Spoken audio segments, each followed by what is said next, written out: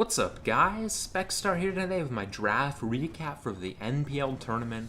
And for those of you who don't know, the NPL hosts a tournament each season to determine who its coaches will be in the major and minor leagues. And I have signed up for this season, and I am ready to get this show on the road and show what I'm all about here. And for those of you who don't know, that this draft is 115 points, and it will be 9 to 12 Pokemon. And for Z users, you will have 25 points worth of Z. And I've just drafted my team for this, and I'm going to start talking about everything I took and why I took it. I put a bit of work into getting a nice new layout set up for this, and I hope you guys do enjoy it. So, without further ado, let's start talking about my first pick here. I had the 7th pick in the draft, and with the 7th pick in the draft, I opted to select Latios. And, well, the Pokemon that went before probably would have taken just about any of them. The way the metagame is right now in Draft League, there's pretty much just an established Big Six right now, and they all went before me, although the person picking right before me got my hopes up by making me think he was going to pass on Landorus Incarnate, but he decided to take it anyway, so I was given my choice of the top Pokemon outside of the Big Six, and I opted to go for Latios, and I think Latios is one of the better Pokemon in Draft League. 15 points for Latios is very reasonable. It is a solid answer to a lot of the most prevalent types in Draft League, being water, ground, grass, fire. It does deal with a lot of the more prominent things in the tier. It's a very great breaker in the tier, especially with Z-move capability. With its speed, it does have a remarkable amount of power considering how fast it is to be able to break through teams with Z-moves, with Calm Mind. Can even bust out some Dragon Dances here and there. May be very tempted to do so throughout the season. And yeah, I do think 15 points for Latios is a pretty solid price. And with that, it was what I consider to be the top option with the top options gone. So that is going to be my first pick here. Now, after taking Latios, what doesn't Latios deal with? Latios doesn't like to deal with steel types. Latios doesn't like to deal with ices. Latios doesn't like to deal with fairies. Latios doesn't always love to deal with other dragons. So what handles all those? That would be Heatran.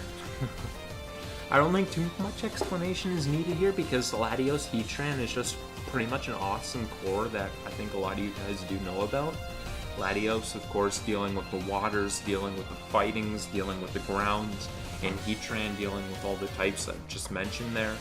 Their type synergy is very incredible, and with these two picks, I do already have a Rock Setter, and, well, I guess you'd call Latios a form of hazard control.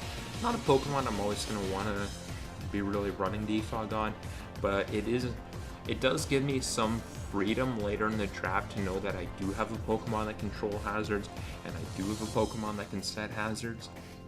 Heatran's going to cost me 14 points, which, you know, that's standard price, and there's not too much to say about that.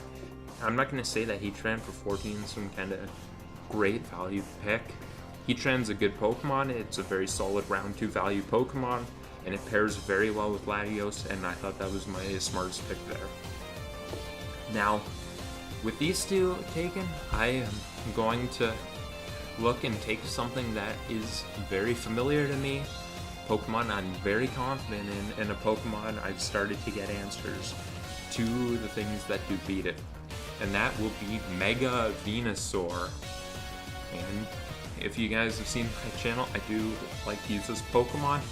I've had great success using it in MLBA, and way before I've been on YouTube, I've had a lot of success using this Pokemon. It's a Pokemon that people nowadays aren't really huge on, but I am very big on this Pokemon, and it is to some degree a comfort blanket for me. I felt very free to get this Pokemon considering that I do already have a Psychic, 2 solid Psychic switch-ins and a Flying switch-in in Heatran. I do have pretty decent answers to a lot of what does beat Venusaur, And looking at my next pick, I'm going to look at another thing that will help me deal with the things that do beat Venusaur. Just with this pick, with some of the very top megas like Lopunny and Mawile gone, I wanted to look at something that I knew was going to perform consistently for me and strongly for me. Venusaur is a Pokemon I know can fit that bill. 15 points, it's not that outlandish of a price for it, but it is, I guess I would say it's a little bit below what Venusaur usually goes for. Usually you'd probably see in 16, but 15 is definitely not that unusual for it. I do think it's good value for that price. Not everyone agrees with me, not everyone loves this Pokemon, but different players have different success with different Pokemon, and this is one that I have been very happy with the results from in the past, and I'm excited to use it here. So, next up, Venusaur hates Psychics. Venusaur hates Psychics. And I wanted to do as much as I could to get rid of that problem. And that is going to be this boy, Crocodile. And Crocodile is a wonderful Pursuit Trapper. It gives me a solid electric immunity to kind of build my team around. Gives me a little bit of a rock setter, although that's generally not what you're going to want Crocodile doing. It does kind of go pretty good with my speed tiers. It does give me something between Latios and my other two Pokemon. Mostly, it's just going to help me with Venusaur. Helps me deal with rock types, which I didn't to this point have a great response to. And in general, just a solid pick here, I think. Crocodile, 13 points. That is about as standard as it will come for this Pokemon. Crocodile is a very solid Pokemon that does a great job at pressuring Psychics, which is very great for my Latios and for my Venusaur. And I was just happy to grab a solid Dark type, a solid Pursuit Trapper for my Venusaur, for my Latios to build my team around. And that will be Crocodile. As well as, of course, a good ground type. That's always very... I don't know if you'd say it's a type you need to have, because you can kind of get by with a Volt Absorber, but it's definitely something you want to have. And that will be Crocodile here for me. Next up, I'm going to go ahead and grab Keldeo. And at this point, I was thinking that I was a little bit vulnerable to ice. I was starting to get a little bit vulnerable to ice. And, Keldeo is a pretty solid answer for that. Well, it's a solid Pokemon that is an answer to that. It's not going to be the best Ice Switch in the world. Keldeo is a Pokemon I haven't used in quite a bit, but it's a Pokemon that I thought would be a fun little fit onto my team here. It does have a little bit of offensive synergy with my team, dealing with... It does definitely pressure some of the things that handle Latios defensively, and things like that. Puts pressure on some of the things that want to deal with Venusaur, except of course with the Psychics and the Flyings, those things, but a lot of the things that it's not really touching too well, Keldeo can pressure. And Keldeo, there's not too much to say about this Pokemon, just it gives me another little thing for Ice, and a little something for Rock, which I'm not the best against at this point. And it does kind of free me up a little bit to take a Pokemon next that does not deal with Ice, does not deal with Rock, and is Swellow. So next up, I'm going to take Swellow here. A lot of the speed I wanted was gone. I wanted Ribombee, it got sniped. I wanted Jolteon, it got sniped. So I went and I grabbed Swellow here before it got sniped, and I was kind of screwed for getting speed. I wanted a Pokemon that was going to force things like Mega Lopunny, things like Mega Manectric to run Timid Natures, to run Jolly Natures, Pokemon Crobat, Tapu Koko. I didn't really have the Pokemon that was forcing these type of things to have that speed investment, and Swellow fits my team very well in terms of speed tiers. And Swellow's going to cost me 10 points, nothing too unusual there. Swellow can be pretty good value there. It's not a Pokemon that you're generally going to want to consistently bring to every game, but it's a Pokemon that in the right matchup is really annoying to deal with. It's basically very matchup driven. there's certain matchups where Swallow is just going to take off, and there's certain matchups where Swallow is just not going to do much. And you know what? This is a Pokemon that I think just makes my team a lot more difficult to prep for. And it does give me another answer to ground, given that I have Heatran. So I'm going to take Swallow here as my third Pokemon online to get this kind of speed tier. But a Pokemon that I think does have some good potential with my team, and I don't think I missed out too much by getting sniped on those Pokemon I wanted, because I think Swallow is going to be a good fit. So next up here, I do not have much for hazard control. I do not want to put the pressure on Latios to get rid of my hazards, because that's a recipe for disaster. I want to unleash that Pokemon. I want to give it freedom to do whatever it wants. So I am going to grab a little bit of hazard control here with Comfey, which is going to complete my Fairy Steel Dragon Core at Heatran, Latios, and my Comfey. Now, Comfey is a pretty interesting Pokemon. Just like Swallow, it's very matchup driven because it can get shut down by a lot of different types of Pokemon. But if those Pokemon are out of the way, this Pokemon is nearly unstoppable. Another reason that Comfey was very appealing to me is I didn't have too much for priority on my team prior to this, and of course Comfey has very solid priority in its Triage Draining Kiss. Comfey is a Pokemon that I've been using it in UTL. I've been having very much success with it. It's a Pokemon that I find it to be very interesting. The way it impacts your prep is pretty solid for a Pokemon of 9 points. And I do think it is one of the better fairies. Of course, it's not in the league with the Tapus or Clef. I think when you get down to the secondary levels of fairies, I think Comfey is a very solid option. And Comfey is just a Pokemon I was happy to grab here for 9 points to finish off my Fairy Steel Dragon Core and give me another form of hazard control with some priority. So next up here, I'm going to get another Pokemon I've been using as of late, and that will be Electros, a Pokemon I've been having some success with in LD. And you know what, I'm going to have to remember to talk about my Z-move users at the end of the game, because I didn't really touch upon it too much with Latios, why I selected the Z users I did. But a little bit into it, Eel does have some great coverage, and I think the Z-move will kind of open it up. Will make it a little bit more annoying to deal with, because it is a Pokemon that can be very dangerous with a vest, and it's definitely a Pokemon that can put you off guard with the right Z-move, considering all the coverage it has. Now, my main reason for picking Electros is that Heatran was basically my only real answer for flying, and I did have Mega Venusaur, so Electros gives me another very solid answer to flying, which was my biggest reason for picking Electros. It was definitely something important for me to pick off. And with the offense I do have on my team, getting the slow pivot of the Electros with U-turn is something that is important to me.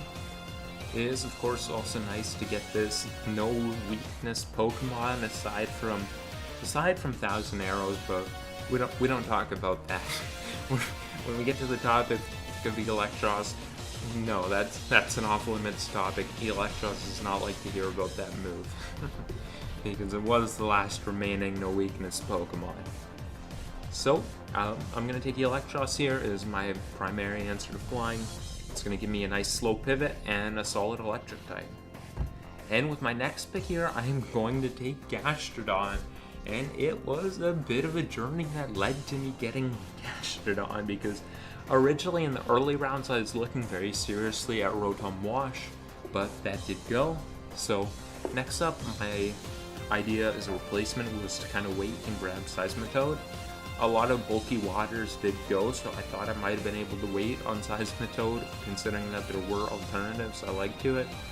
And Seismitoad went, so my next choice was going to be Swampert, but of course Swampert went. So now my next choice becomes Quagsire, and Quagsire is going to go, and not very many picks before I took it. So Alomomola, which was another option I would have very seriously looked at for this role, it also went. So we are going to wind up taking Gastrodon, who is going to be our 5th place trophy winner. We did get sniped quite a bit that led to us taking Gastrodon, but Gastrodon is still a pretty decent fit.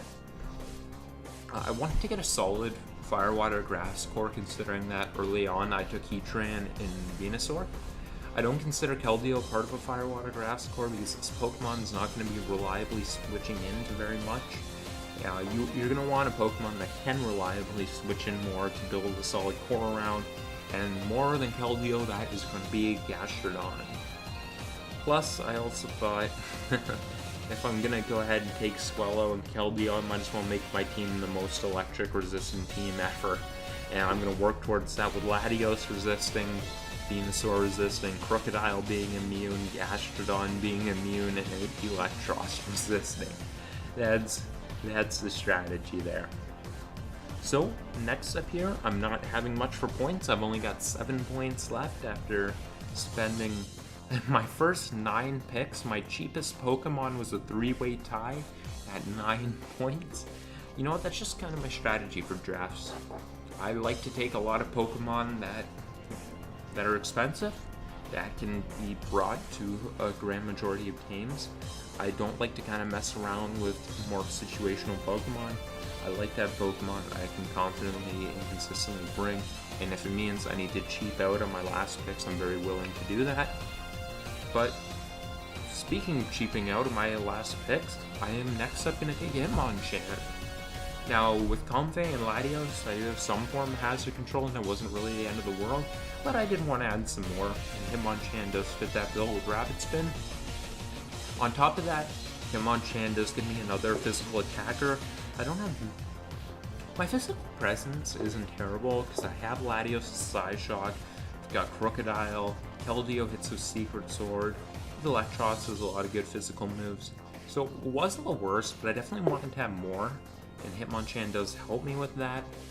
Also, in terms of priority, I mostly just had Comfey at this point, and Hitmonchan does have Iron Fist, Mach Punch, and Bullet Punch, which definitely finds its usage, and I thought Hitmonchan was just a very good fit with my team here. And now I've got 2 more points, and here's where the fun begins. 2 more points, I am going to take 2 1-point Mons, and this is where we get creative. When you get looking at the 1-point Mons, you want to go find a niche where this Pokemon is not just going to be trash. I like to find a Pokemon that has a very specific purpose, one thing it can do very well, and because you're not going to bring a Pokemon that's just across the board mediocre. I want to bring a Pokemon, with my low tier picks, I want to get a Pokemon that's shit at everything except for one thing it does well. That's what I'm looking for, primarily. Just something it can do very well, so I have a reason to bring it. Because I'm not going to bring something like I could look at Fearow as a 1-point mod. Fearow's not terrible for 1 point, but when am I going to want to bring Fearow over Keldeo? When am I going to want to bring Fearow over Swellow? When am I going to want to bring Fearow over Latios? Those times just don't come up, so I'm going to look for something with a specific niche. And with that, speaking of specific niches, I'm going to take Swadloon. You know what? I was actually surprised to see Swadloon at 1 point because this Pokemon is generally starting to migrate up to 2 points, to 3 points. Mostly because it's a meme and people are taking it because it's a meme, but it's also just not a bad Webber. It's got some bulk, it's got webs, it's got Magic Coat, which is an important move to have on webs users to bounce back taunts.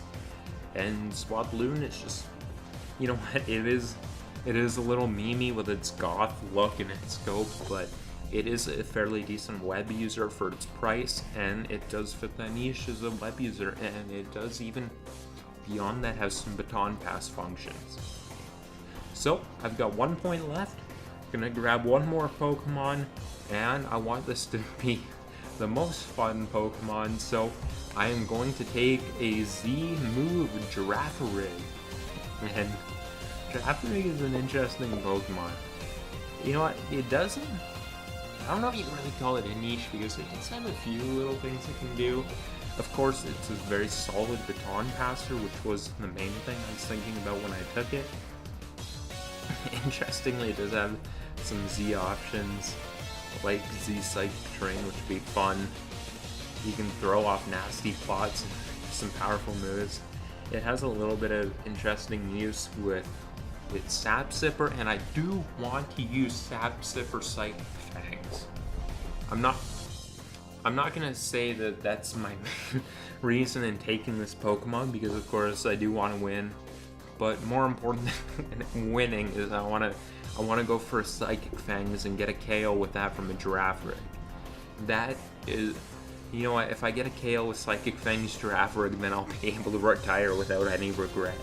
So I'm gonna take Girafarig here, and it's just gonna be, I got one Z point left, and I'm definitely not using.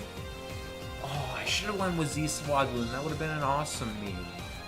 Well, too late now. I'm stuck with Z Girafarig, which has a small little niche usage, which I should have went with the meme power of Z Swadloon, but you know what? These are the regrets you have in life when you look. One day I'm gonna be an old man looking back and thinking, I should have used that Z Swadloon, you whippersnappers. But you know what? Girafarig does have its use, and I'm hoping I'll be able to get something out of this Pokemon. At one point, it has some interesting options for 1 point. It's got Z-Move, it's got Baton Pass, it's got Screen, so it'll be interesting to see if I ever find the use for this Pokemon. So, that there is going to be my team. 12 Mons, 115 points. I'm going to get my Latios, Heatran, Mega Venusaur, Crocodile, Keldeo, Swellow, Comfey, Electros, Gastrodon, Hitmonchan, Swadloon, and Girafarig. So for my Z points, I got 25 points. I knew Latios was a Pokemon I was going to want. Latios is a very good Z user, one of the better ones there is. And after that, my options, they weren't great. I mean, I got Eel, I got Comfey, Hitmonchan, Gastrodon, they just weren't good. I didn't really have another true Z user that I could afford, so I decided to go to Electros, and that's because Electros does have some coverage and it does have the potential to catch my opponents off guard. So that is going to be my thought process there. And I'm going to, of course, my reason for taking Girafarig over Swadloon is because I thought about some potential use for Girafarig, like a Z Zap Cannon, and I let that overshadow the dangerous meme power that is Z Swadloon. And that was probably the worst mistake I've ever made in my life. But I'm going to hope that I'm able to overcome this when the pool rounds come around, and hopefully we can get things going. So in the pool rounds, I'm going to have 5 matchups. I do not know exactly when they're going to start. They haven't been announced. I was in one of the drafts that my draft actually finished the first, and the last 2 drafts are taking forever. These people are slouching. They gotta get this shit going. I'm so impatient that my draft picks are always punched in right away. If you had a draft that was just me, it'd probably be done in an hour, but alas, we've got some drafts that'll take a bit, and then we'll start prepping for our pools matchups and get them scheduled, so it might be a little bit before the battles start to come in, but it shouldn't be that long. So you know what, I hope you guys enjoyed this video. I hope you guys are going to enjoy the season.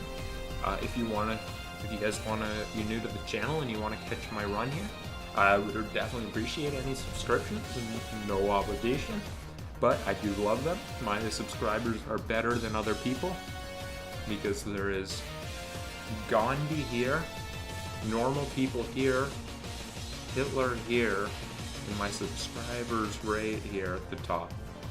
That's the tiering of people. So anyway, that's gonna be my little video here, my recap. I really want to thank you guys for watching, and have yourselves a good night.